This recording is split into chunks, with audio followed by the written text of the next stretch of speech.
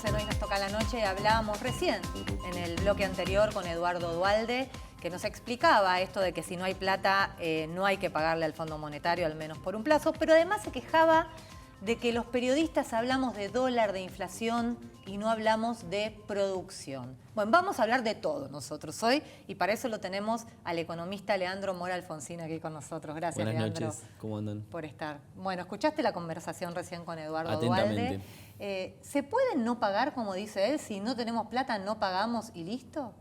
Más allá de una cuestión de pagar o no pagar como hecho físico, el tema es la negociación. Claramente, desde el 10 de diciembre y hasta abril, mayo del año que viene, el eje va a estar puesto en qué tipo de negociación se logra con el Fondo Monetario. Ayer el presidente electo, Alberto Fernández, hablaba en Radio con Vos, si no me equivoco, Sí. que de los 11.000 millones que restan del acuerdo con el Fondo Monetario Internacional, él preferiría a priori no utilizar esos desembolsos pendientes porque sería agravar la situación de deuda.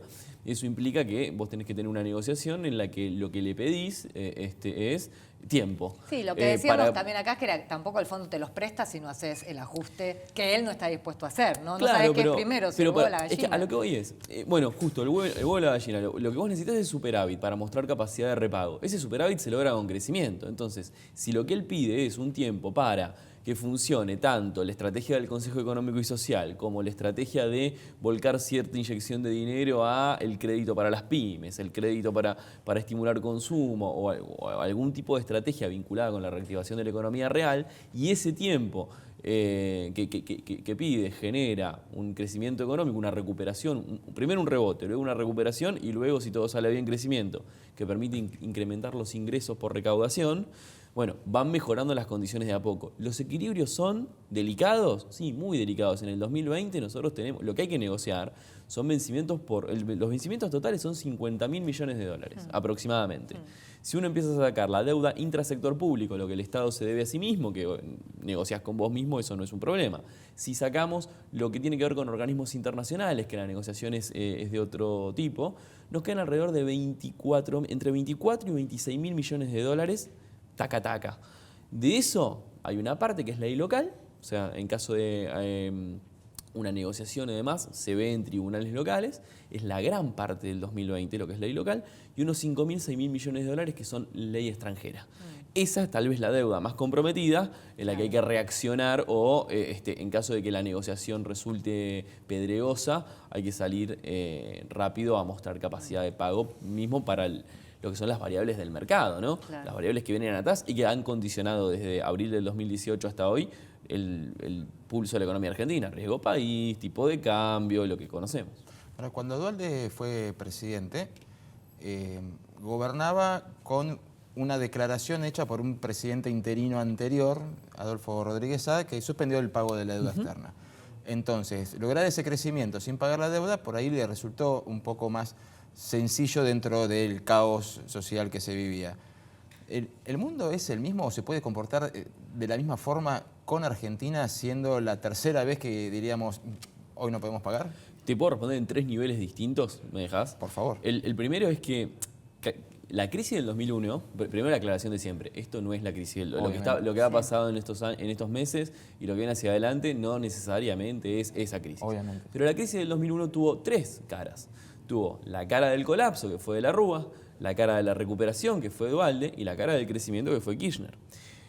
Alberto Fernández tiene que asumir los 3 roles en uno. Es como una santísima trinidad de roles en los que todavía le quedan capítulos a la crisis, hay que pensar en la recuperación, hay que evitar esos nuevos capítulos y pensar en una recuperación y a la vez en crecimiento. Eso por un lado.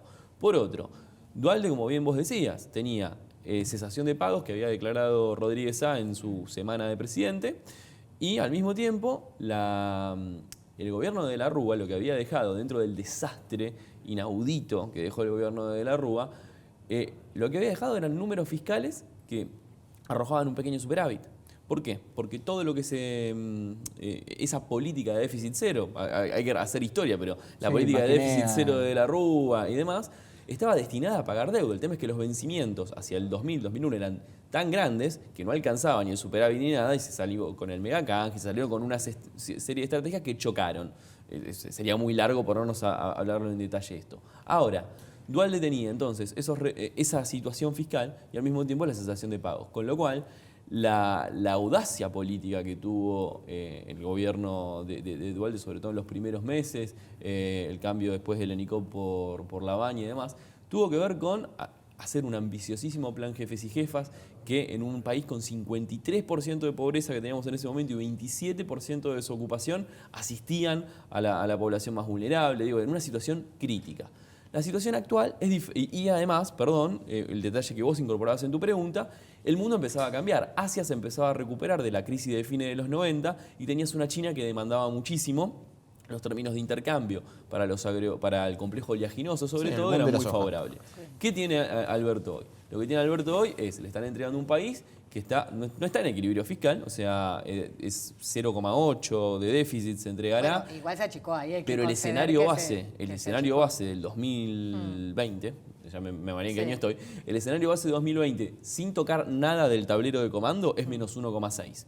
¿Por qué? Porque empiezan a correr los efectos de la reforma tributaria de 2017, mínimo no imponible y ciertas cuestiones vinculadas a eso. Entonces, no tenés la misma situación fiscal. No podés declarar default por una cuestión, el mismo Alberto lo dice, hay que honrar los pagos y porque estamos en una situación que se puede salvar. Y los commodities. Y se puede negociar.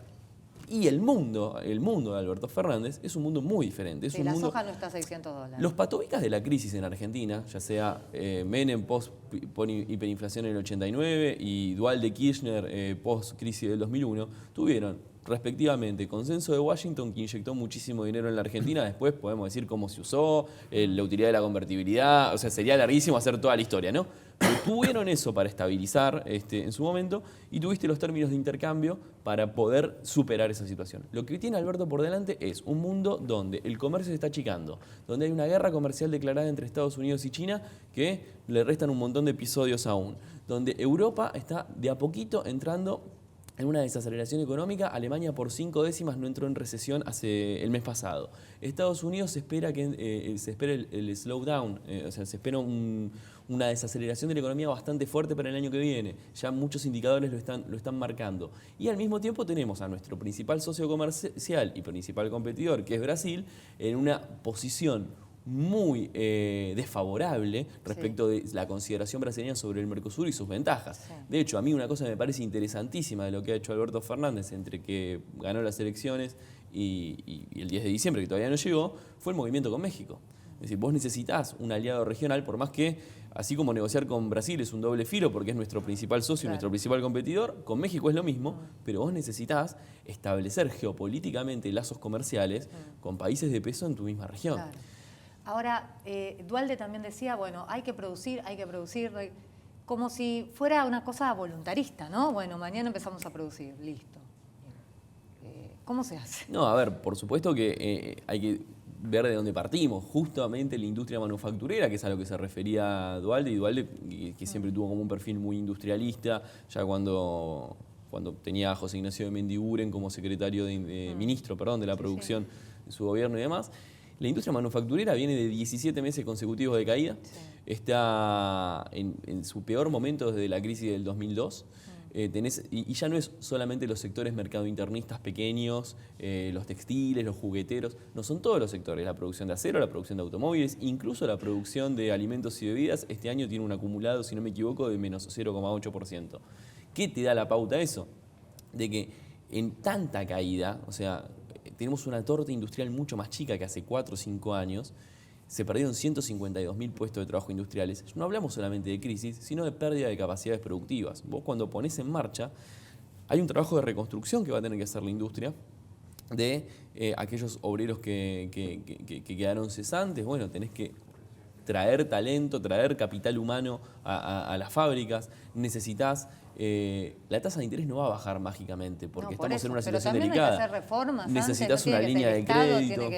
Está todo el tema se habla de la reforma tributaria. Eso es más mediano plazo, digamos. En lo inmediato, vos necesitas una línea de crédito, claro, para que una empresa pueda descontar cheques. Esto lo hemos charlado en este programa varias veces. Claro. Necesitas que se estimule consumo y financiamiento, es lo para arrancar, para que empiece a reaccionar la industria.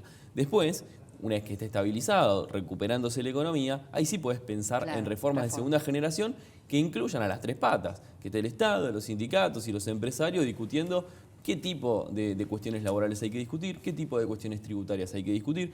Para eso sirve también el consenso económico y social. Claro. No solo para discutir Para precios y gan- salarios o para en lo ganar tiempo, inmediato, claro. sino también para discutir el largo plazo, modelo productivo, inserción exportadora, relaciones laborales.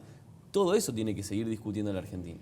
Tenés la tasa de inflación más alta, sacando Venezuela, que bueno, ya es una entelequia en sí misma, ¿no? Pero tenés la tasa de inflación más alta, tenés una presión impositiva tremenda, tenés dispersión de precios, ya se sabe que los sindicatos no van a pedir demasiado, por lo cual no va a haber demasiado dinero en el bolsillo para reactivar el consumo. Sacando las grandes empresas, ¿cómo haces para reactivar la producción de las pymes? En ese contexto, que donde tocas vas a una hiper. O sea, ¿cómo haces? Para la pyme lo fundamental es que en el corto plazo la recuperación, lo decíamos hace un rato, primero la recuperación, aunque sea discreta del salario real. A ver, en 2018 se perdieron 10 ¿quién puntos, invierte, digo? en 2019 se van a perder entre 6 y 7 puntos de ingresos reales, no se van a recuperar 19 puntos de ingresos reales en 2020. O sea, sería Un milagro. sería necio plantearlo o pensarlo. Sí, discretamente vos podés empezar a dar vuelta a esa taba. En la medida que eso se da vuelta y empieza a aumentar un poco el consumo, las primeras que reaccionan son las pymes. ¿Por qué son las primeras que reaccionan? Porque son las que tienen más cercanía al mercado interno. Pero al mismo tiempo, como decíamos hace un rato, necesitas líneas de financiamiento, porque el gran problema que hay hoy, más allá del consumo, es que la cadena de pagos está rota. Si yo te pago a vos, este es el ejemplo de un empresario que conozco, con el que trabajo y demás, hizo una venta por 400.000 pesos, llegó a 120 días. Llegó el cheque al banco, el banco se quedó con 80.000. Es decir, él necesitaba el dinero ya para poder pagar salarios, para poder pagar proveedores, para que la rueda productiva siga. Más la devaluación del medio, ¿no? ¿Qué nos está diciendo eso? O sea, hay una cadena de pagos tensada. Una empresa se atrasa con sus proveedores, empieza, y cuando antes de atrasarse con los salarios, empieza a suspender gente, empieza a echar gente. Esos son tejidos que se han roto y esos son los primeros que hay que retejer. Ahora, Leandro, se dice, se le pone plata en el bolsillo a la gente, lo primero que hay que hacer para que se reactive el consumo. Pero una inflación que se estima de 4% mensual, lo está diciendo Marco Lavagna, el año que viene, justamente por esa inercia inflacionaria, se puede llegar al 40%, no se licúa todo, digo, porque la gente va consume, va a seguir subiendo la inflación. ¿Cómo haces para parar esa bola? Es que precisamente es lo que decía Nico hace un rato, que en esa gran mesa, en ese consejo, todos tienen que ir a ceder cosas y no a pedir. Es decir, así como los sindicatos se autoponen un techo, los empresarios también se tienen que autoponer un techo para garantizar que ese salario real crezca un poco. Ahora bien, tengamos en cuenta que esto no es automático. Es decir, nosotros, si todo sale bien, si la negociación de deuda toma los carriles correctos y se empiezan a ver indicadores sólidos y se empieza a ver cierto movimiento, recién en el último trimestre del año vos vas a empezar a ver en los números una recuperación, por una cuestión matemática. Claro. En los números lo vas a empezar a ver en el último trimestre del año. ¿Eso qué significa? Que si en el 2020, vamos a suponer, voy a hacer un poco de ciencia ficción hay que tomar con pinzas lo que voy a decir a continuación. Sí. Pero si el año que viene la economía cae 1%, este año está cayendo, va a caer 3 y pico. Si cae 1% y la inflación es del 45%, y bueno, no te digo que es un éxito, pero es un empate que se puede firmar en el sentido de donde estamos partiendo. Es una situación crítica. No puedes pensar que el año que viene la economía crece un 5% y la inflación baja automáticamente. Venimos de un casi 60% de inflación. Que baje 15 puntos aproximadamente ya sería un éxito de por sí, porque les va bajando velocidad a algo que más que duplicó en los últimos 2 años. O sea, lo que ha pasado en la Argentina, el desbarajuste de precios relativos y las consecuencias de la corrida cambiaria han sido muy dañinas. O sea, muy dañinas, se han reflejado en la votación, en las elecciones, pero más allá de eso, nos está dejando números de economía real que recién ahora los empezamos a conocer. La pobreza del primer semestre, que cerró en 34,5, es bastante más baja que la que se está estimando por la UCA y por otros centros de estudios, de que va a ser la del segundo semestre, que va a ser casi 40. O sea, la pobreza heredada va a ser de casi 40. Es que haya subido 15 puntos básicos de la pobreza, 15 puntos porcentuales de la pobreza en tan poco tiempo, en 2 años, es muy fuerte. Leandro, hablamos de la situación de las pymes, hablamos de la macroeconomía, de cómo reactivar, pero viendo la necesidad de los municipios de aumentar impuestos, la necesidad de financiamiento de todos los entes estatales, la alta tasa de inflación, la necesidad de congelar los salarios, por más que tengas un aumento, el más ambicioso que escuchamos es un pedido del 30% con frente a la inflación de 60%, ya estamos todos a la baja. ¿Qué va a pasar con el bolsillo de las personas en este contexto? A ver, en los últimos, el último informe que leí decía que en los últimos 4 años en total la caída del salario real completa se estimaba en un 20% del poder adquisitivo. Generoso. Eso es el último informe tomando los promedios, tomando que 2016 fue caída, 2017 una recuperación que no alcanzó a compensar la caída, 2018 brutalmente caída y este año una caída un poco más chica, en general. Ahora bien, ¿qué pasa? Vos hacia adelante, era como te decía hace un rato, no podés pensar que esa pérdida se va a recuperar en el primer año. Por una cuestión de que no te da ni el tiempo, ni te da la situación de la que estás partiendo. Vos lo que tenés que salir a buscar el año que viene son recuperaciones marginales, o sea, en el margen, recuperaciones de esas variables. Porque, ¿qué pasa? Vos no consumís hoy en función de lo que consumías en el 2015. Vos ya perdiste. Ahora, si vos el año que viene recuperás un poco de ese saldo real, 1, 2, 3 puntos porcentuales de ese saldo real, vos ya hoy reaccionás en el consumo. El tema es que el nivel del que partimos es más bajo. No vas a recuperar automáticamente ni el nivel de producción de 2011 o 2015 o 2013. No. Vas a recuperar de a poco.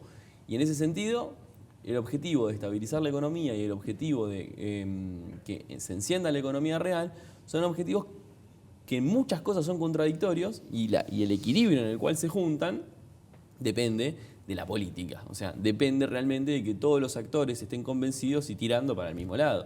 Es decir, que si la UIA, la CGT, y por decir como instituciones de la sociedad civil fuertes y pesadas, si la UIA y la CGT llegan a acuerdos y consensos, que haya estímulos para no romperlos. O sea, que nadie se desvíe de ese camino. O sea, que las palabras y las cuestiones que se firmen se mantengan. Como dijo Eduardo Duhalde, la Argentina no toleraría otra interna ni entre Cristina, ni entre Alberto, ni entre nadie. Así que bueno, gracias Leandro por haber venido. Muchas gracias. Bueno, nosotros nos vamos a un corte y a la vuelta vamos a hablar con Santiago Ladino en su momento único. Ya volvemos.